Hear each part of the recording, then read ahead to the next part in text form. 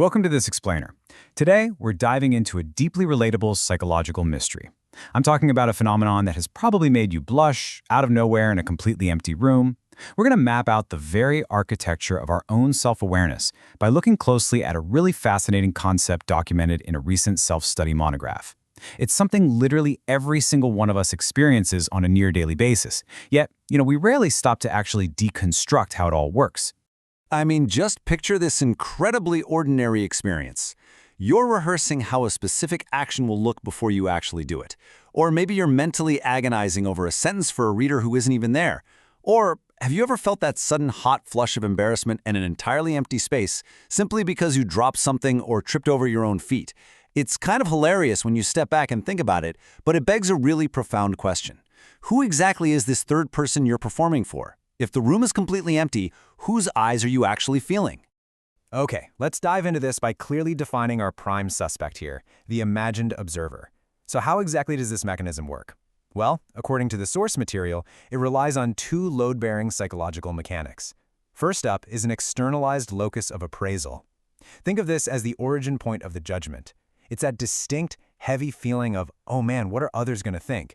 A verdict that feels like it's beaming in from outside your own head, even though you are totally alone. Second, it requires a massive attentional shift. You essentially step out of your own body and view yourself as a prop in a scene. It's actually an exhausting mental shift. You pull your attention away from whatever task you're physically doing, and instead you flip the mental camera around to view yourself as an object. You are quite literally observing yourself from a simulated third-person vantage point. Before we profile how this entity really operates, we definitely need to clear some innocent bystanders. We got to be precise about what this mechanism is not. The imagined observer is not simply your moral conscience. It's not just an angel or devil passing a verdict on whether an action is right or wrong. It's also not ordinary metacognition, which is just the neutral, everyday act of thinking about your own thoughts. And importantly, it is definitely not clinical paranoia. You don't literally think your neighbor or the CIA is looking through your keyhole.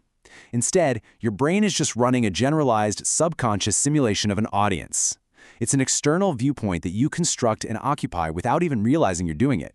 Now, what is truly mind-blowing about this is how researchers across three entirely separate disciplines, sociology, phenomenology, and psychology, basically spent an entire century tracking this exact same phenomenon under completely different aliases. And get this, they rarely even read each other's work. Over in sociology, Charles Cooley called it the looking glass self, while George Herbert Mead dubbed it the generalized other.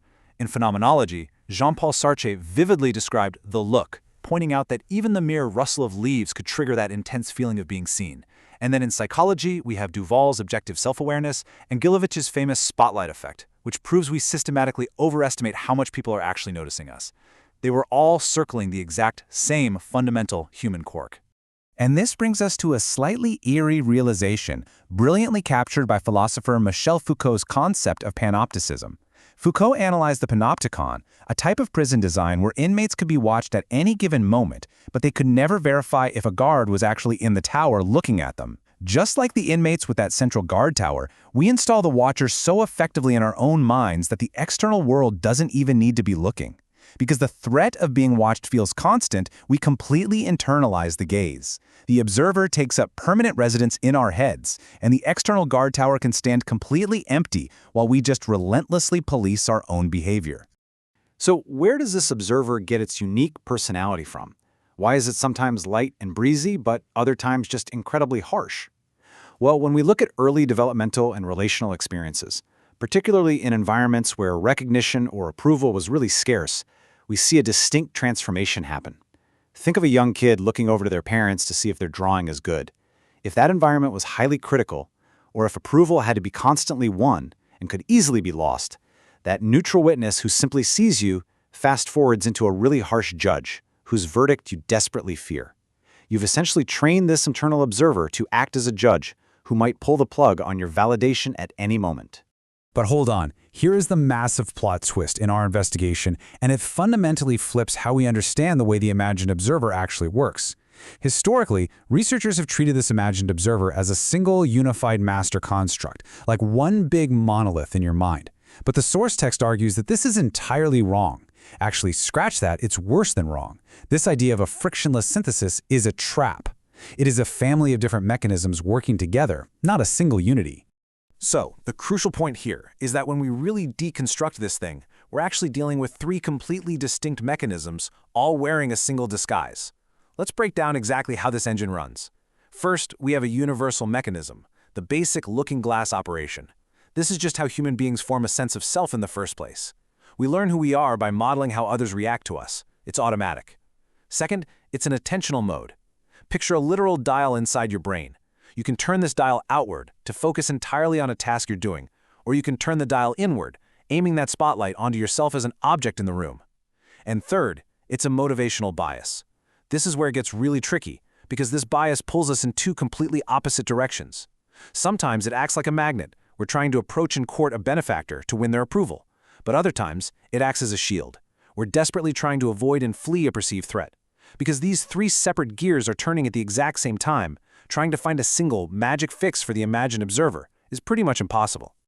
Which brings us to a massive realization about how the mechanics of this phenomenon truly operate. That incredibly convincing feeling of external judgment, it is entirely an internally generated projection. It's an inside job. Because it's an internal projection, trying to manage a real-life audience to fix your social anxiety is like treating a symptom instead of the actual disease. This perfectly explains why getting reassurance from other people reliably fails to make you feel any better. Someone telling you, hey, nobody was judging you at that party, doesn't work. Why? Because the judgment never came from them in the first place. It was generated entirely from your own internal projection and beamed outward onto the room. Now, I know it might be extremely tempting to view this observer as a glitch in our psychological software, a bug we should just delete. But we really shouldn't try to permanently assassinate it. It's actually a vital dual-use capacity. Being able to mentally model an external viewpoint is the literal engine of human empathy, social skills, self-correction, and reflective knowledge. We absolutely need it to function in a complex society. But it comes with a really heavy cost. The ultimate price tag here is the displacement of immersion. States of deep flow, those beautiful fleeting moments where you lose yourself entirely in a hobby, a sport, or deep work, they require the observer to go completely quiet. Living permanently as the audience of your own life means you are rarely fully immersed inside it. So because this observer is fundamentally an internal projection, sitting around doing armchair psychology just isn't enough to untangle it. You have to treat this like a personal science experiment. The source material outlines that you must test it on yourself via an N=1 self-investigation protocol. N=1 simply means you are the one and only subject in the study. You have to gather data from the inside out to understand exactly how your specific unique observer is configured and what triggers it to wake up. Let's look at how this builds into a really structured, totally free timeline that you can run on yourself over just a couple of months. The protocol suggests starting in weeks 1 and 2 with phenomenological logging. That's a fancy way of saying just keep a mental diary. Note exactly when this observer fires up and what form it takes to build your baseline data. Then, across weeks 3 to 6, you introduce 3 single-subject experiments, one variable at a time, to see how your mind reacts. Finally, in weeks 7 and 8, you take your own personal data and situate it against the primary literature to see which of those academic theories actually match your lived daily experience. Central to this whole protocol is a simple daily practice, a 2-minute discriminator drill. The goal here is to catch a moment of self-observation in real time and immediately categorize it. Is it the insider? This is helpful self-inquiry in the service of acting. This voice is curious. It asks, what do I actually want here? Or is it the outsider? This is corrosive self-surveillance in the service of a verdict. This voice is rigid, anxious, and constantly asking, oh God, how does this look to everyone else? Training yourself to feel the stark difference between those two tones in the heat of the moment is absolutely key to taking back control of your attention.